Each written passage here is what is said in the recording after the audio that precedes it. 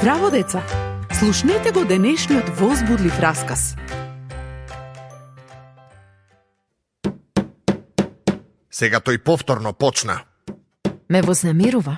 Тој е најголемиот чудак на сите времења. Ќе врне. Бог Боже му го кажал тоа. Бог навистина му го кажал тоа. Донесов решение. Ќе уништам секоја личност што живее на земјата. Нивните мисли и постапки се сосема злобни.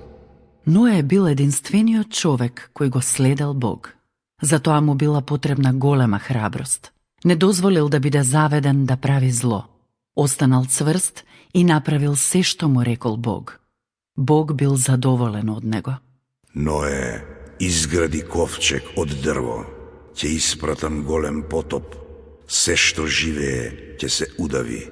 Но ќе те спасам тебе и твојата жена, твоите синови и нивните жени.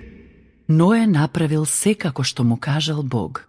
Го изградил ковчегот со своите синови според Божјите упатства. Ковчегот бил долг речиси 500 стапки, широк 72 стапки и висок 40 стапки. Имал катови, а на секој кат имало повеќе простории. Ковчегот имал една врата и прозорец на покривот. Одвнатре и однадвор бил заштитен со катран.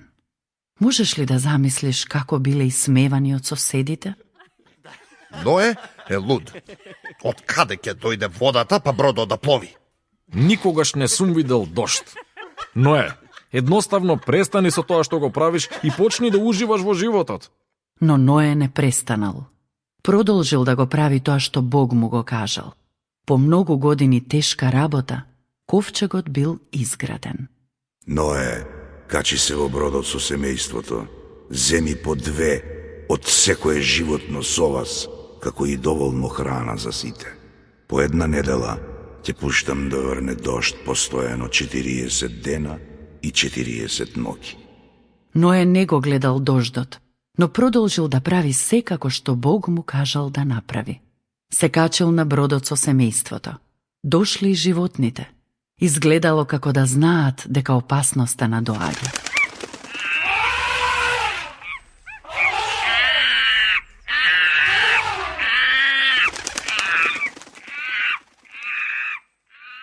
Сите влегле низ единствената врата на бродот.